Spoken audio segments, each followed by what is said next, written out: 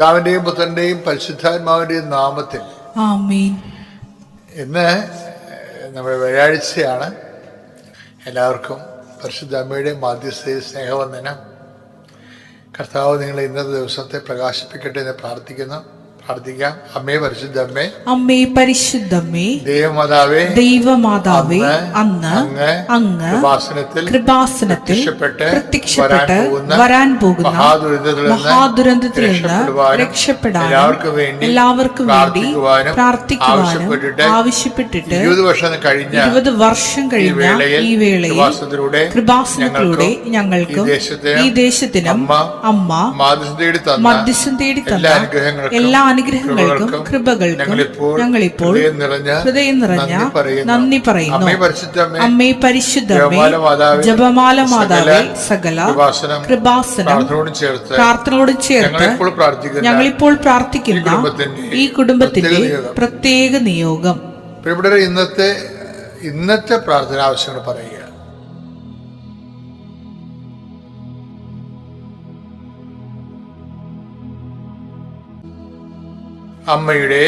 അമ്മയുടെ പ്രത്യക്ഷീകരണത്തിന്റെ ഈ ദ്വാദശ വേളയിൽ ഞങ്ങൾക്ക് സാധിച്ചു തരുവാൻ കനിയണമേ.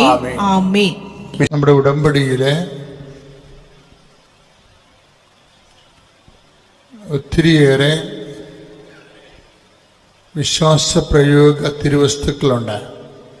അപ്പോൾ ഓരോ തലമുറയിൽ ഉള്ള ആൾക്കാരോട് എല്ലാം ഇടയ്ക്കിടയ്ക്ക് ഇത് വിശ്വാസ പ്രയോഗ തിരുവസ്തുക്കളെ കുറിച്ച് പറയണം. അല്ലെങ്കിൽ ഈ ധ്യാനം നമ്മൾ കണ്ടുവരുമ്പോഴിത് ബാക്കിലായി കഴിഞ്ഞാൽ പുതിയ ഉടമ്പടി എടുക്കുന്ന ആൾക്കാർക്ക് ചിലപ്പോൾ അതിൻ്റെ സാക്ഷരത കിട്ടത്തില്ല. കാര്യം ഉടമ്പടി വർക്ക് ചെയ്യണത് നമ്മുടെ അനുഭവങ്ങൾ അറിവിന് അനുപാതികമായിരിക്കും. അനുഭവങ്ങൾ എപ്പോഴും അറിവിന് ആനുപാതികമായിരിക്കും. എന്തുമാത്രം അറിവ് ആ വിഷയത്തിലുണ്ട് അത്രയും അനുഭവങ്ങളാണ് ഉള്ളത്. നിങ്ങൾക്ക് 30% നോളജാണ് ഒരു സബ്ജക്റ്റിലെ ഉടമ്പടി വിഷയത്തിലുണ്ടെങ്കിൽ നിങ്ങളുടെ എക്സ്പീരിയൻസ് 30% ആയിരിക്കും. അപ്പം ഞങ്ങളെപ്പോലുള്ള ഈ സ്പിരിച്വൽ എൻജിനീയേഴ്സ് എന്ന് പറയുന്ന ആൾക്കാർ നോക്കുന്നത് നിങ്ങളുടെ അറിവിൻ്റെ നിലവാരം വർദ്ധിപ്പിക്കാനുള്ള സാധ്യതയാണ് നോക്കുന്നത്.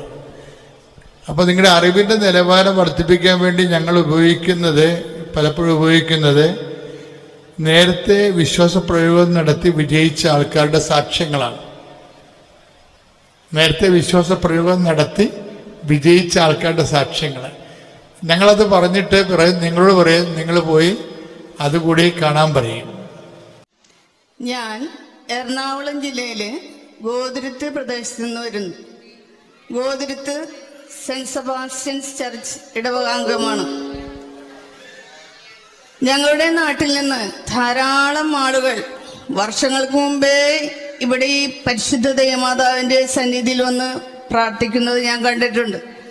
അന്നൊന്നും എനിക്കിവിടെ വരാൻ തോന്നിയില്ല. എന്നാൽ ഞാനിവിടെ ഉടമ്പടി എടുത്തു.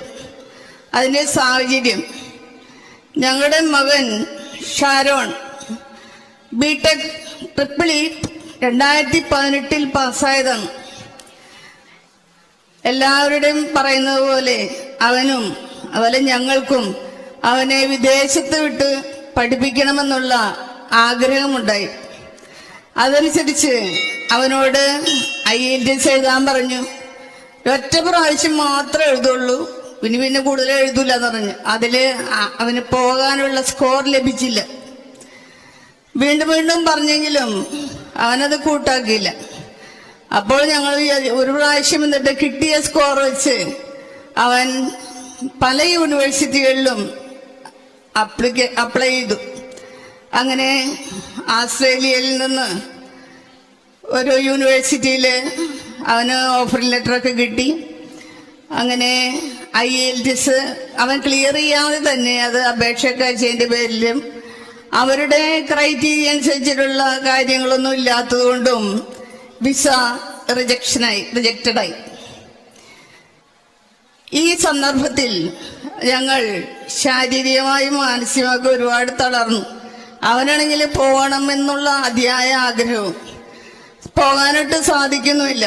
മറ്റു രാജ്യങ്ങളിലൊക്കെ ഇതേപോലെ അപ്ലൈ ചെയ്യുന്നുണ്ട്, പക്ഷേ ഒന്നും കിട്ടൂല. ഒരു പ്രാവശ്യം റിജക്ഷൻ വന്നാൽ ആസ്ട്രേലിയ പോലുള്ള രാജ്യത്തൊക്കെ ഒരു 3-4 വർഷമെങ്കിലും കഴിഞ്ഞിട്ടേ പിന്നെ കിട്ടുകയുള്ളൂ.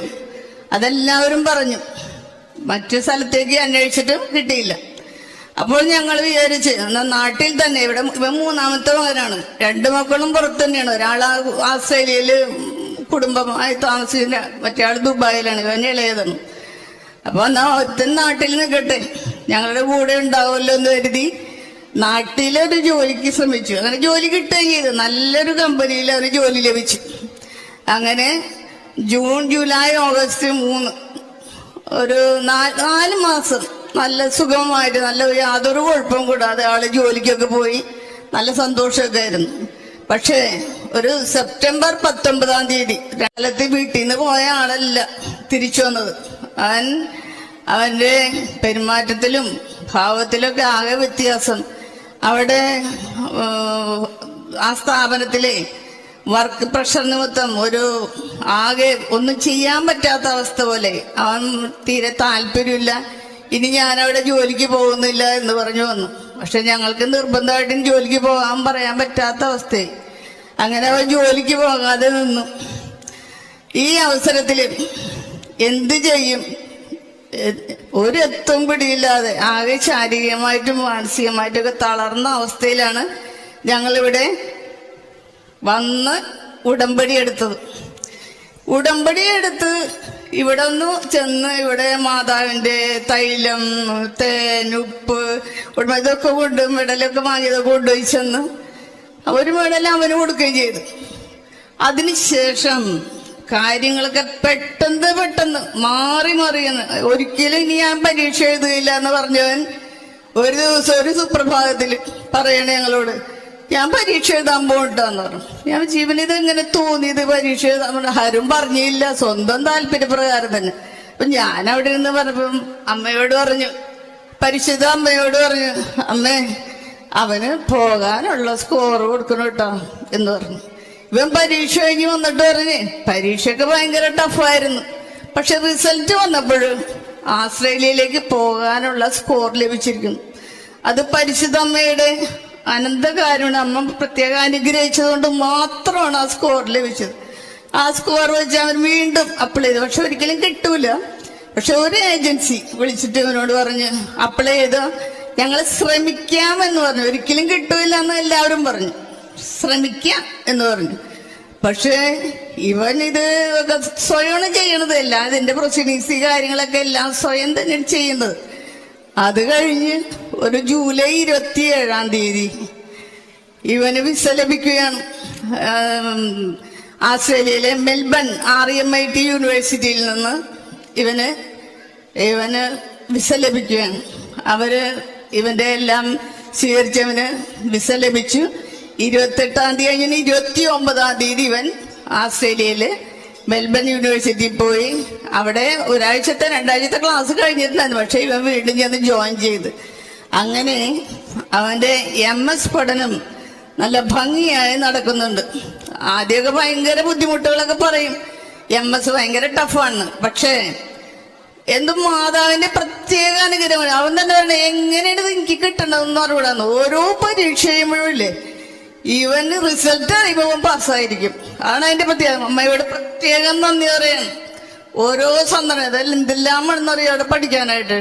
പ്രോജക്റ്റ് വർക്ക്, അസൈൻമെന്റ്സ്, ലാബ്, കിസന് ധാരാളം ഉണ്ട്. നമ്മളെടുത്ത പോലെതൊന്നും അല്ലല്ലോ. പക്ഷെ അതെല്ലാം തരണം ചെയ്യാനുള്ള കഴിവ് പരിശുദ്ധ അമ്മ കൊടുത്തു.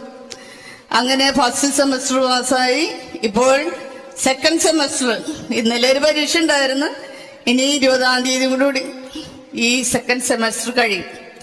അങ്ങനെ അമ്മയുടെ പ്രത്യേക അനുഗ്രഹം കൊണ്ട് അവൻ MS പഠനം ഭംഗിയായി മുന്നോട്ട് പോകുന്നുണ്ട്. ഇപ്പൊ ഈ പ്രാവശ്യത്തെ കുറെ സാക്ഷ്യങ്ങൾ അങ്ങനെ നല്ലത് വന്നിട്ടുണ്ട്. നല്ലതല്ല, എല്ലാ സാക്ഷ്യങ്ങളും ഗംഭീര സാക്ഷ്യങ്ങളാണ്. കാര്യം ഈ സാക്ഷ്യങ്ങളിലാണ് ഈ ശുശ്രൂഷ നിലനിൽക്കുന്നത്. കാര്യം സാക്ഷ്യങ്ങൾ എന്തിൻ്റെ സാക്ഷ്യങ്ങളാണ് അത് നിങ്ങൾ അറിയണം. ഇപ്പം നിങ്ങളുടെ ഓരോ ജീവിതത്തിൻ്റെ പ്രശ്നങ്ങൾ പരിഹരിക്കപ്പെടുന്നു എന്നുള്ളത് നിങ്ങളുടെ ഒരു ആധ്യാത്മിക അനുഭവമാണ്. പക്ഷേ ബേസിക് അൾട്ടിമേറ്റ് അതെന്തിൻ്റെ സാക്ഷ്യമാണ്? കൃപാസന അൾത്താരെ ജീവനോടെ അമ്മ പ്രത്യക്ഷപ്പെട്ടതിൻ്റെ സാക്ഷ്യമാണ്. അപ്പം നിങ്ങൾ സാക്ഷ്യം പറയുമ്പോൾ ആരുടെ സാക്ഷിയാണ് നിങ്ങൾ? അമ്മയുടെ പ്രത്യക്ഷീകരണത്തിന് ജോസഫിനെ പോലെ ഞങ്ങളും സാക്ഷികളാണ്. അതാണ് സംഭവം. അപ്പം സാക്ഷ്യം പറയുന്നവർ എപ്പോഴും മനസ്സിൽ വിചാരിക്കേണ്ടത് നിങ്ങളുടെ ജപ്തി മാറണമേ, പറമ്പ് വിറ്റ് മാറണമേ, കടങ്ങൾ മാറണമേ എന്നല്ല പ്രാർത്ഥിക്കേണ്ടത്. നിങ്ങൾ പ്രാർത്ഥിക്കേണ്ടത് എന്താണ്? അമ്മയുടെ പ്രത്യക്ഷീകരണത്തിന് സാക്ഷിയാക്കി എൻ്റെ കുടുംബത്തെ മാറ്റണമേ. അതാണ് സിമ്പിളാണ്. അതാണ്. പിന്നെ വേറെ നിങ്ങൾ അണ്ടേക്കൊണ്ടേ വളം വെക്കരുത്. ആ റൂട്ടിനാണ് വളം അപ്ലൈ ചെയ്യേണ്ടത്. എന്താ പ്രാർത്ഥിക്കേണ്ടത്? അമ്മയുടെ പ്രത്യക്ഷീകരണത്തിന്റെ സാക്ഷിയായി എന്റെ കുടുംബത്തെ മാറ്റണമേ. ഉടമ്പടിയുടെ ഭാഗമാകുന്ന അല്ലെങ്കിൽ ഉടമ്പടിയുടെ ഭാഗമാകാൻ വേണ്ടി ദൈവം പ്രത്യേക ദൈവവിളി, ഇതൊരു വിളിയാണ്. അപ്പം നിങ്ങൾക്ക് രോഗമുണ്ട് എന്നല്ല പറയേണ്ടത്, നിങ്ങൾക്ക് ദൈവമായിട്ട് ഉടമ്പടി ചെയ്യാനുള്ള ദൈവവിളി ഉണ്ടെന്നാണ് പറയേണ്ടത്. You got the point. മനസ്സിലായില്ലേ? നിങ്ങൾക്ക് രോഗമുണ്ടെന്നൊന്നും പറഞ്ഞേക്കരുത്. നിങ്ങൾക്ക് അതിൻ്റെ ബേസിൽ എനിക്ക് ജോലിയില്ല എന്ന് നെഗറ്റീവായിട്ടല്ല പറയേണ്ടത്. നിങ്ങൾക്ക് ഈ ഒരു ഇല്ലായ്മ വെച്ചുകൊണ്ട് ദൈവമായിട്ട് ഉടമ്പടി ചെയ്യാനുള്ള ഒരു യോഗ്യതയുണ്ട്. ചില ആൾക്കാർ ജീവിതത്തിൽ പറയും, എൻ്റെ അച്ചോ ഞാൻ മടുത്ത് ആ വിഷയത്തിൽ എൻ്റെ മതിയും കൊതിയും വന്നിരിക്കുകയാണ്. ചിലപ്പോൾ അവർക്ക് ഇൻട്രസ്റ്റ് ഉള്ള കാര്യമായിരിക്കും. ചിലപ്പോൾ ഭക്ഷണം കഴിക്കുന്ന ആൾക്കാരായിരിക്കും, അത് ഭക്ഷണത്തോട് ഇൻട്രസ്റ്റ് ഉള്ള ആളായിരിക്കും. ചിലപ്പോൾ സിനിമയോട് ഇൻട്രസ്റ്റ് ഉള്ള ആളായിരിക്കും. ചെറിയ പാട്ട് കേട്ട് ഇൻട്രസ്റ്റ് ഉള്ള, ചെറിയ കുഞ്ഞുങ്ങളെ വളർത്തുന്നതിൽ ഭയങ്കര ഇൻട്രസ്റ്റ് ഉള്ള ആൾക്കാരുണ്ട്. ഒരു തട്ട് കിട്ടുന്നവരെ നമുക്കെല്ലാം ഇൻട്രസ്റ്റ് ആയിരിക്കും. എല്ലാത്തിലും തട്ടിരിപ്പുണ്ടേ. അറിയാതൊന്നും ചാടി വീടേക്കരുത്. അമിതമായ ആവേശം ഒന്നിനും കാണിക്കരുത്. എല്ലാത്തിനും തട്ടിരിപ്പുണ്ട്. എന്താ കാര്യം വെച്ച് കഴിഞ്ഞാൽ, നമ്മുടെ ഭൂമി ദൈവം ഡിസൈൻ ചെയ്തപ്പോൾ സ്വർഗത്തെ പ്രീസപ്പോസ് ചെയ്തുകൊണ്ട് ഡിസൈൻ ചെയ്തിരിക്കുന്നത്. പറഞ്ഞ മനസ്സിലായില്ലേ? നമ്മുടെ ഭൂമിയും അതിലുള്ള മനുഷ്യൻ്റെ വാഴ്വും ദൈവം ക്രമീകരിച്ചപ്പോൾ സ്വർഗത്തെ പ്രീസപ്പോസ് ചെയ്തിട്ടുണ്ടാണ്. അതായത് സ്വർഗത്തെ അവലംബമാക്കിയിട്ടാണ് നമ്മുടെ ഇവിടുത്തെ ജീവിതം ദൈവം ഡിസൈൻ ചെയ്തിരിക്കുന്നത്. അതുകൊണ്ട് തന്നെ നിങ്ങൾക്ക് ഇവിടെ സ്വർഗം ഉണ്ടാക്കാമെന്നുള്ള ഐഡിയ ആ വെള്ളം വാങ്ങി വെച്ചാൽ മതി, നടക്കത്തില്ല. അതുകൊണ്ട് നിങ്ങൾക്ക് എന്നാ പറ്റണമെന്ന് വെച്ച് കഴിഞ്ഞാൽ, നിങ്ങൾ അമിതമായ ആവേശ സ്നേഹങ്ങൾ പിള്ളേരോട് കാണിച്ച കുറച്ച് കഴിയുമ്പോൾ, അവർ കല്യാണം കഴിച്ച് കഴിയുമ്പോൾ നിങ്ങൾക്ക് അവർ തട്ട് കിട്ടി കഴിയുമ്പോൾ മനസ്സിലാവും, വെറുതെ ആവശ്യമില്ലാതെ അതൊക്കെ എല്ലാത്തിനും. ഇത് തന്നെ ഭർത്താവിനോട് കാണിക്കുന്ന സ്നേഹവും, ഇത് തന്നെ ഭാര്യയോട് കാണിക്കുന്ന സ്നേഹവും, ഇനി നിങ്ങളുടെ പ്രൊഫഷനോട് കാണിക്കുന്ന സ്നേഹവും എല്ലാം ദൈവത്തിൻ്റെ സ്നേഹത്തെ കണ്ടറിയണവരെ ബാക്കി എന്തിനും നമുക്ക് മതിയും കൊതിയും വരും. ഇനി മതിയും കൊതിയും തീരാത്ത ഒരു സംഭവം എന്ന് പറയുന്നത് ദൈവത്തോടുള്ള സ്നേഹമാണ്. റിഫൈൻഡ് ലവ് എന്ന് പറഞ്ഞാൽ എന്താണ്? ശുദ്ധീകരിച്ച സ്നേഹം. പറഞ്ഞ മനസ്സിലായില്ലേ? റിഫൈൻഡ് ലവ്, ശുദ്ധീകരിച്ച സ്നേഹം. ഈ ശുദ്ധീകരിച്ച സ്നേഹമാണ് നമ്മളെ ഉടമ്പടിയിൽ ഉപയോഗിക്കേണ്ടത്. അപ്പോഴാണ് ഈ സാധനം പെട്ടെന്ന് കത്തണത്. അപ്പം നിങ്ങൾ ഓർക്കും, എന്താണ് ശുദ്ധീകരിച്ച സ്നേഹമെന്ന്? എന്താണ് ശുദ്ധീകരിച്ച സ്നേഹമെന്ന് അറിയണമെങ്കിൽ നിങ്ങൾ സങ്കീർത്തനം 143:10 എടുത്തേ. അങ്ങയുടെ ഹിതം അനുവർത്തിക്കാൻ, ഏറ്റു പറഞ്ഞ അങ്ങയുടെ ഹിതം അനുവർത്തിക്കാൻ എന്നെ പഠിപ്പിക്കണമേ. എന്തെന്നാൽ അവിടുന്നാണ് എന്റെ ദൈവം. അങ്ങയുടെ നല്ല ആത്മാവ് എന്നെ നിരപ്പുള്ള വഴിയിലൂടെ നയിക്കട്ടെ. അപ്പൊ അതാണ് റിഫൈൻഡ് ലവ് എന്ന് പറയുന്നത്. ഡിസ്റ്റിൽഡ് വാട്ടർ, നമ്മുടെ കുത്തുവെക്കുമ്പോൾ ഉപയോഗിക്കുന്ന വെള്ളമില്ലേ, ഇഞ്ചക്ഷൻ വെള്ളത്തിന്റെ അതേ ക്രിസ്റ്റൽ ക്ലിയറിലേക്ക് ഈ റിഫൈൻഡ് വരും. ഇതാണ് സ്റ്റെയിൻഡ്, ഇതാണ് റിഫൈൻഡ് എന്ന് പറയുന്നത്. ശുദ്ധീകരിച്ച സ്നേഹം. ഓക്കെ മക്കളെ, നമ്മൾ തിരിച്ചു വരികയാണ്. വായിക്കുന്ന വചനം, ചില വചനങ്ങൾക്കുണ്ടല്ലോ, അതായത് എനിക്ക് തോന്നുന്നത്, എനിക്ക് എൻ്റെ ഒരു അനുഭവത്തിൽ നിന്ന് പറയുകയാണ്, നിങ്ങളെ ഇടക്കിടക്ക് വചനം തുറന്നു നോക്കണം, പ്രത്യേകിച്ച് പ്രശ്നങ്ങൾ ഉണ്ടാകുമ്പോൾ. അങ്ങനെ പ്രശ്നങ്ങൾ ഉണ്ടാകുമ്പോൾ വചനങ്ങൾ വിശ്വാസ പ്രമാണം ചൊല്ലി വേണം തുറക്കാൻ. പക്ഷെ വിശ്വാസ പ്രമാണത്തിന് മുമ്പ് നമുക്കറിയാമല്ലോ, സുവിശേഷം കൊടുക്കാൻ നേരത്തും ക്രിസ്തുവിൻ്റെ പ്രബോധനങ്ങൾ തുടങ്ങിയപ്പോഴും അതിന് മുന്നോടിയായി യോഹന്നാൻ സ്നാപകന്റെ പ്രബോധനം തുടങ്ങിയപ്പോഴും രണ്ടുപേരും അനുതാപത്തെക്കുറിച്ചാണ് സംസാരിച്ചത്. അതുകൊണ്ട് നമ്മുടെ എല്ലാ പ്രാർത്ഥനകളും ക്രിസ്തുകേന്ദ്രിതമായ എല്ലാ ആത്മീയ നടപടിക്രമങ്ങളും തുടങ്ങേണ്ടത് എനിക്ക് തോന്നുന്നത് മനസ്താപരണത്തോടെയാണെന്ന് തോന്നുന്നത്. മനസ്താപരണം ചൊല്ലിട്ട് വേണം പിന്നെ അടുത്ത് എന്ത് ചെയ്യണം, വിശ്വാസ പ്രമാണം ചെല്ലണം. ഇപ്പം നിങ്ങൾക്കൊരു പ്രശ്നം വന്ന ഉടനെ വചനം എടുക്കണം. നിങ്ങൾ വചനം എടുക്കണ മുമ്പ് എന്ത് ചെയ്യണം, മനസ്താപരണം ചെല്ലണം. ആ മനസ്താപരണം ഒരു DTP ചെയ്തിട്ട് നിങ്ങളുടെ കാണുന്ന സ്ഥലത്ത് ഒട്ടിച്ചു വെക്കണം. നിങ്ങൾക്ക് സ്വകാര്യമായി കാണുന്ന നിങ്ങളുടെ പഠന മുറിയിലോ അല്ലെങ്കിൽ പ്രാർത്ഥനാ സ്ഥലത്ത് ഒട്ടിച്ചു വെക്കണം. എന്നിട്ട് എൻ്റെ ദൈവമേ, ഏറ്റവും നല്ലവരും എല്ലാത്തിനും ഉപരിയായി സ്നേഹിക്കപ്പെടാൻ യുഗനുമായ അങ്ങക്കെതിരായി പാപം ചെയ്തവനാണ്. ചിലപ്പോൾ പാപമൊന്നും ഉണ്ടാകത്തില്ല, പക്ഷെ ഉണ്ടായില്ലെങ്കിൽ നമുക്കറിയത്തില്ല. നമ്മുടെ ചിന്തകൾ കൊണ്ടൊക്കെ ചിലപ്പോൾ ഏതെല്ലാം മേഖലയിൽ പോകണമെന്ന് അറിയത്തില്ലല്ലോ. അതുകൊണ്ട് നമ്മൾ മുൻകൂർ കർത്താവിൻ്റെ തിരുസന്നിധിയിൽ ഈ മനസ്താപരണം ചൊല്ലിക്കഴിഞ്ഞാണല്ലോ നമ്മളൊരു സെറ്റായി ശരിക്കും. പിന്നെ അങ്ങോട്ട് വിശ്വാസം പ്രഖ്യാപിച്ചാൽ മതി. എന്നിട്ട് വേണം ഈ സ്വർഗസ്ഥനായ എന്ന് പറഞ്ഞവർക്ക് ചെല്ലാൻ. അതെല്ലാം നമുക്ക് ഭയങ്കര വരദാനങ്ങളുടെ പ്രാർത്ഥനകളാണ്. പക്ഷെ വരദാനങ്ങളുടെ പ്രാർത്ഥന അനുഭവിക്കാൻ യോഗ്യത വേണ്ടേ? പക്ഷെ ഇതിനെല്ലാത്തിനേക്കാളും വലുതാണ് ഇതെല്ലാം ചെയ്തിട്ട് വചനം എടുത്ത് നോക്കണം. എല്ലാ ദിവസവും വചനത്തിലൂടെ ദൈവം നമ്മോട് സംസാരിക്കും. പക്ഷെ ഒരു കണ്ടീഷൻ മാത്രമേ ഉള്ളൂ അതിന്. എന്താണെന്നറിയാവോ? വചനം തരണ വചനം വിശ്വസിക്കുന്നു പാലിക്കുന്നുവെന്ന് ദൈവത്തിന് ഉറപ്പ് കൊടുക്കണം. പല അണ്ണന്മാരും തത്തയെ കൊണ്ട് ചീട്ടെടുപ്പിക്കണ പോലെ കാക്കാലിനെ പോലെ വചനം എടുത്ത് വചനപ്പെട്ടിനൊക്കെ എടുത്ത് നോക്കാറുണ്ട്. എന്നിട്ട് ഇങ്ങനെ നോക്കി ഇടിച്ചിട്ടാണ് വെക്കും.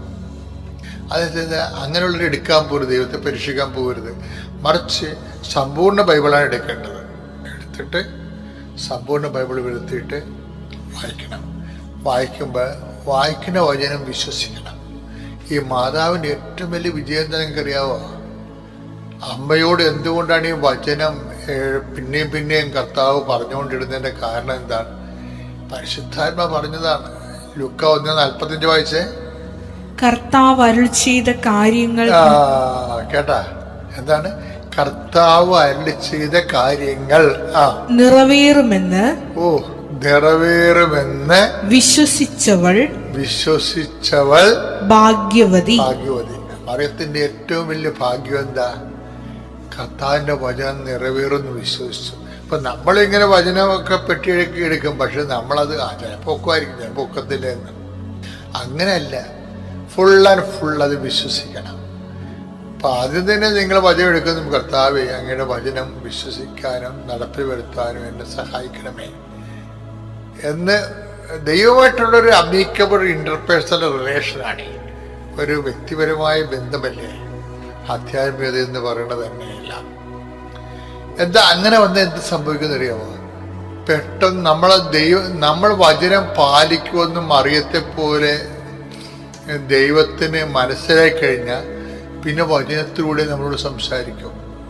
ഇപ്പം എനിക്കൊരു പ്രശ്നമുണ്ടായി. അത് ഞാൻ കാനഡയിലേക്ക് പോകുമ്പോൾ എനിക്ക് കാനഡയിൽ നിന്ന് വിസ കിട്ടി. എനിക്ക് വിസ കിട്ടി, പക്ഷെ എൻ്റെ കൂടെ വരേണ്ട വിജയകുമാറിന് വിസ കിട്ടിയില്ല.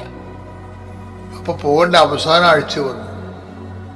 അപ്പോൾ കിട്ടുമെന്നുള്ള പ്രതീക്ഷയാണ്. അപ്പോൾ എനിക്കെന്നെ സംബന്ധിച്ചിടത്തോളം എനിക്ക് ഒറ്റയ്ക്ക് പോയി അവിടെ പരിചയമില്ലാത്തത് കൊണ്ട്, അതുതന്നെ വിജയകുമാർ എൻ്റെ ഒരു റൈറ്റ് പാർട്ട്ണർ ആയതുകൊണ്ട് അദ്ദേഹം വരണമെന്ന് ആ മെസ്സേജിലുള്ളതാണ്. പക്ഷെ അദ്ദേഹത്തിന് വിസ കിട്ടണില്ല. അപ്പം അതുകൊണ്ട് ഞാൻ പോകണ്ടേ, അത് ഡ്രോപ്പാക്കി കളയാം എന്ന് ഞാനിങ്ങനെ ഇരിക്കും. അപ്പം നമുക്ക് കൺഫ്യൂഷൻ ഉണ്ടാകത്തില്ലേ? കൺഫ്യൂഷൻ ഉണ്ടാവില്ല. പോണോ പോകണ്ടേ, പോയാൽ ശരിയാകുമോ ഇല്ലേ, എന്ത് ചെയ്യും, ഈ വിസ കിട്ടുമോ ഇല്ലേ, അദ്ദേഹം വരുമോ, കൂടെ പോവോ, അതായത് ഞാൻ ഒറ്റയ്ക്ക് കൊണ്ടുവന്നു കൊണ്ടുപോയാൽ ശരിയാകുമോ എന്നിങ്ങനെയൊക്കെ എല്ലാം കൺഫ്യൂഷൻ അടിച്ചു പോയി. അപ്പോൾ എൻ്റെ ഒരു പണ്ട് പോലെ 1977 ഞാൻ ആദ്യമായിട്ട് വചനം തുറന്ന് ബൈബിള് മെസ്സേജ് ചോദിക്കണത്. അന്നും മുതൽ ഇന്ന് വരെ ഞാൻ മെസ്സേജിലാണ്. ഇപ്പം എൻ്റെ അടുത്ത് ഞാനും ജീവിക്കണതും എൻ്റെ അടുത്ത് വരുന്നവർക്കും ഞാൻ മെസ്സേജ് എടുത്ത് കൊടുക്കുകയാണ് ചെയ്യണത്. അപ്പോൾ എന്താ തെറ്റിപ്പോകാതിരിക്കാനുള്ള മാർഗം എന്ന് പറയണത്, മെസ്സേജ് തെറ്റാതിരിക്കാനുള്ള മാർഗം എന്ന് പറയുന്നത് നമ്മൾ അതുകൊണ്ട് ജീവിക്കുമെന്ന് ദൈവത്തിന് തോന്നണം. അല്ലാതെ പരീക്ഷിക്കാൻ തൽക്കാല കാര്യസാധ്യത്തിന് വേണ്ടിയാണെന്ന് തോന്നരുത്. പിന്നെ പകുതി വിശ്വസിക്കും പകുതി വിശ്വസിക്കത്തില്ലെന്ന് തോന്നരുത്. അതുകൊണ്ട് അത് ഫുൾ ആൻഡ് ഫുൾ വിശ്വസിക്കുമെന്ന് മാതാവിനെ പോലെ ദൈവം തോന്നിയാൽ കൃത്യമായിട്ട് വചനത്തിലൂടെ സംസാരിക്കും. അപ്പം ഞാനുണ്ട്, ഞങ്ങൾ കൺഫ്യൂഷനാണ്. ഞാൻ പറഞ്ഞ് സാരമില്ല, കൺഫ്യൂഷൻ ഇപ്പം തീരും. അപ്പോൾ എൻ്റെ കൂടെ ജോമോളുണ്ട്, അവരാണല്ലേ മീഡിയ സെക്രട്ടറിയും, അതുപോലെ തന്നെ എൻ്റെ അസിസ്റ്റൻ്റായി ഡയറക്ടറായിട്ടുള്ള കിൻഡനച്ചനുണ്ട്. അപ്പം ഞങ്ങൾ 3 പേരും കൂടി ഇരുന്ന് പ്രാർത്ഥിച്ചിട്ട് ഞാൻ തന്നെ പറഞ്ഞു, ഇപ്പം അമ്മ നിങ്ങളോട് മാതാവ് പരിശുദ്ധാത്മാവും ഒക്കെ നമ്മളോട് സംസാരിക്കും. എന്നിട്ട് ഞാൻ ഇവരോട് പറഞ്ഞു, നിങ്ങൾ ഒരു നമ്പർ പറ, ജോമോളുടെ നമ്പർ പറ, കിൻഡനച്ചൊരു നമ്പർ പറ. എന്നിട്ട് ഞാനൊരു സുവിശേഷം അങ്ങനെ എന്തോ അങ്ങനെ എടുത്തത്. അപ്പം എനിക്ക് ഇവർ പറഞ്ഞ നമ്പര് ഒരാൾ പറഞ്ഞത് 2 ഒരാൾ പറഞ്ഞത് 4. ഞാൻ തുറന്നപ്പോൾ കിട്ടിയത് ലൂക്കായുടെ സുവിശേഷമാണ്. അപ്പോൾ ഞാൻ പറഞ്ഞു 2:4 ഈശോ സംസാരിക്കണത്, നിങ്ങൾ എടുത്ത് നോക്കാൻ പറഞ്ഞു. അത് ആ വചനം ഒന്ന് വായിക്കാം, ഒന്ന് കേട്ട് വായിച്ചേ. ലൂക്കാ സുവിശേഷം 2:4. ജോസഫ് എന്റെ പേര് പറഞ്ഞിരിക്കുകയാണ്. ദാവീദിന്റെ കുടുംബത്തിലും വംശത്തിലും പെട്ടവനായിരുന്നതിനാൽ പേരെഴുതിക്കാനായി ഗലീലയിലെ പട്ടണമായ നസ്രത്തിൽ നിന്ന് യൂദയായിൽ ദാവീദിന്റെ പട്ടണമായ ബെത്ലഹേമിലേക്ക് ഗർഭിണിയായ ഭാര്യ മറിയത്തോടു കൂടി പോയി. അപ്പൊ ഇത് അന്ന് നടന്നൊരു സംഭവമാണ്. ഇത് നമ്മളുടെ കോണ്ടസ്റ്റിൽ ഞാൻ ഉടനെ പറഞ്ഞ് ഞാൻ പോകും, ഒറ്റക്കാണെങ്കിലും ഞാൻ പോകുമെന്ന് പറഞ്ഞു. എന്താ കാര്യം, അമ്മ കൂടെ വരുമെന്ന് പറഞ്ഞിട്ടുണ്ടെന്ന് പറഞ്ഞു. അതാണ് സംഭവം. അമ്മ കൃപാസനം മാതാവാണ്, ഗർഭിണിയായ മാതാവാണ് കൃപാസനം മാതാവ് എന്ന് പറയണത്. ഈശോയുടെ ഉള്ളിൽ അത് വാഗ്ദാന പേടകം എന്ന് പറയും. വാഗ്ദാന പേടകം ഈശോയെ ഉദരത്തിലും ഹൃദയത്തിലും വഹിച്ചിട്ടുള്ള അമ്മയാണ് വാഗ്ദാന പേടകം. അപ്പൊ ഈ വാഗ്ദാന പേടകമായ അമ്മയാണ് ഉടമ്പടി മാതാവ്.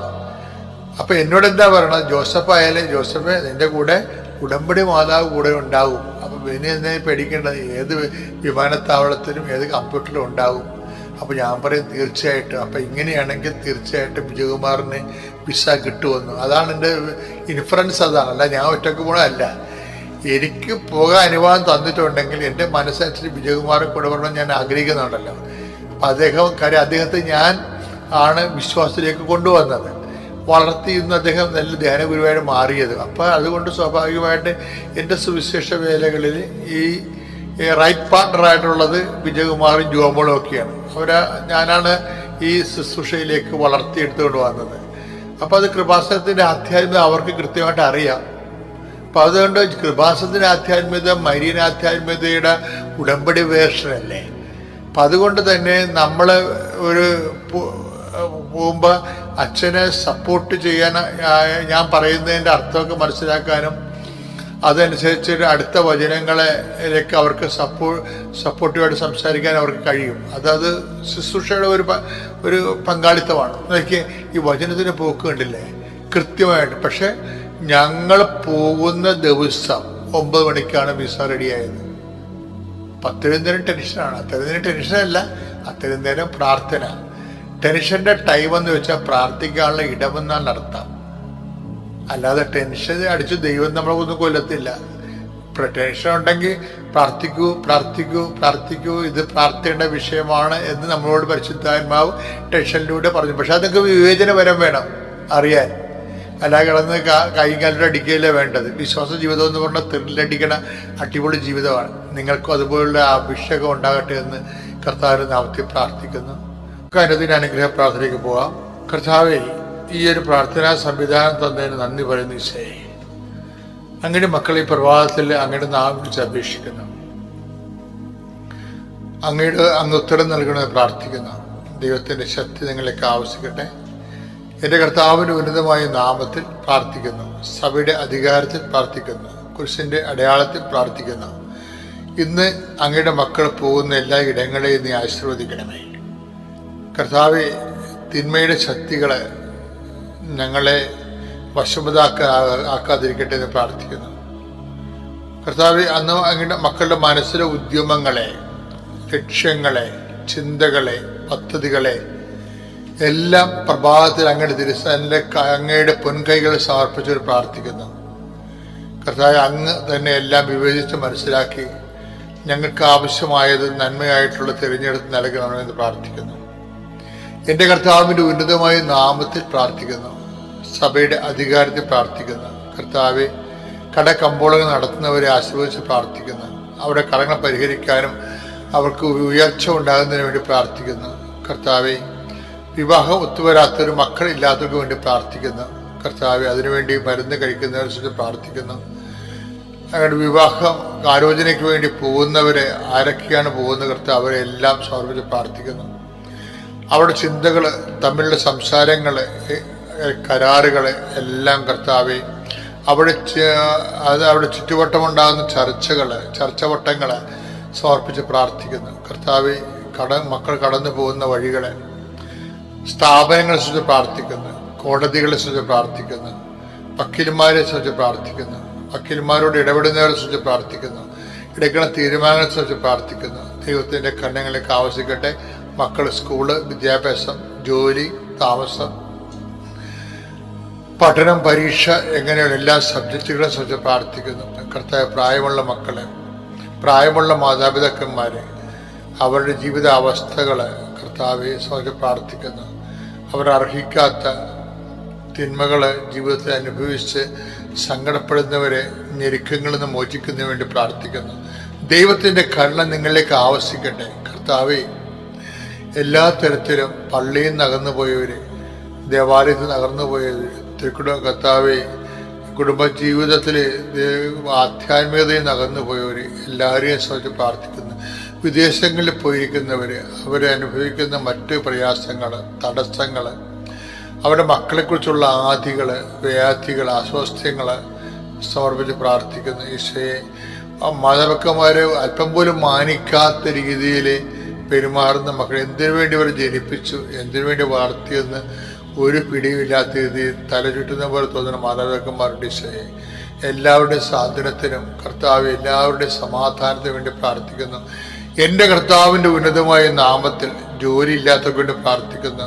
ജോലിയുള്ളവർക്ക് കർത്താവ് ആവശ്യമായ ശമ്പളം കിട്ടാത്തവർക്ക് വേണ്ടി പ്രാർത്ഥിക്കുന്നു. സാമ്പത്തികമായ ബാധ്യതകളും സാമ്പത്തിക നടപടികളിൽ ഇരിക്കുന്നവർക്ക് വേണ്ടി പ്രാർത്ഥിക്കുന്നു. എൻ്റെ കർത്താവിൻ്റെ ഉന്നതമായ നാമത്തിൽ സഭയുടെ അധികാരത്തിൽ കുരിശിന്റെ അടയാളത്തിൽ കർത്താവ് വീടിലെ ഭവനരഹിതർക്ക് വേണ്ടി പ്രാർത്ഥിക്കുന്നു.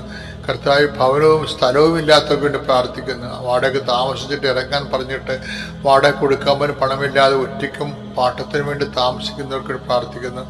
എൻ്റെ കർത്താവിൻ്റെ ഉന്നതമായ നാമത്തിൽ സഭയുടെ അധികാരത്തിൽ കുരിശിന്റെ അടയാളത്തിൽ കുഞ്ഞുങ്ങളുടെ വിദ്യാഭ്യാസം കുലച്ചുപോയവരുണ്ട്. കർത്താവ്, ഒരു പ്രത്യേക ഘട്ടത്തിൽ എത്തിയിട്ട് പിന്നീട് അവർക്ക് മൂവ് ചെയ്യാൻ പറ്റിയില്ല, അതിനുള്ള സാമ്പത്തികമില്ല, അതിനുള്ള പരിവമില്ല, അതിനെ സഹായിക്കാൻ ആരുമില്ല. അങ്ങനെ നിൽക്കുന്നവര് കർത്താവെ, നിരാശപ്പെട്ട് ജീവിക്കുന്നവരെ സംബന്ധിച്ച് പ്രാർത്ഥിക്കുന്നു.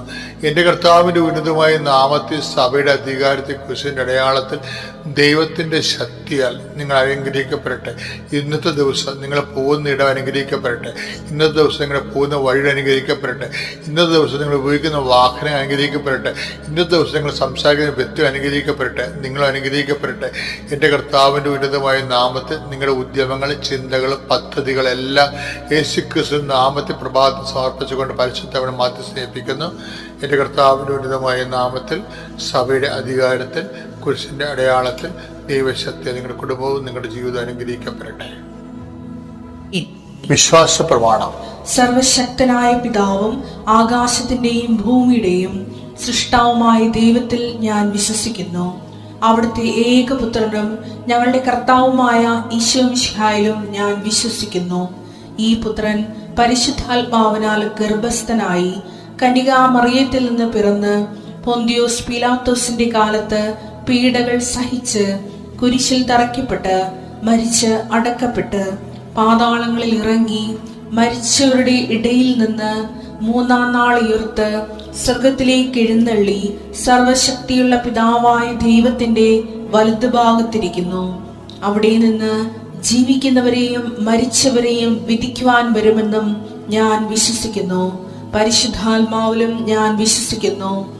വിശുദ്ധ കത്തോലിക്കാ സഭയിലും പുണ്യവാന്മാരുടെ ഐക്യത്തിലും പാപങ്ങളുടെ മോചനത്തിലും ശരീരത്തിന്റെ ഉയർപ്പിലും നിത്യമായ ജീവിതത്തിലും ഞാൻ വിശ്വസിക്കുന്നു. ആമേൻ. സ്വർഗ്ഗസ്ഥനായ ഞങ്ങളുടെ പിതാവേ, അങ്ങയുടെ നാമം പൂജിതമാകണമേ. അങ്ങയുടെ രാജ്യം വരണമേ. അങ്ങയുടെ തിരുമനസ് സ്വർഗത്തിലെ പോലെ ഭൂമിയിലും ആകണമേ. അന്നു വേണ്ടുന്ന ആഹാരം ഇന്ന് ഞങ്ങൾക്ക് തരണമേ. ഞങ്ങളോട് തെറ്റ് ചെയ്യുന്നവരോട് ഞങ്ങൾ ക്ഷമിക്കുന്നത് പോലെ ഞങ്ങളുടെ തെറ്റുകൾ ഞങ്ങളോടും ക്ഷമിക്കണമേ.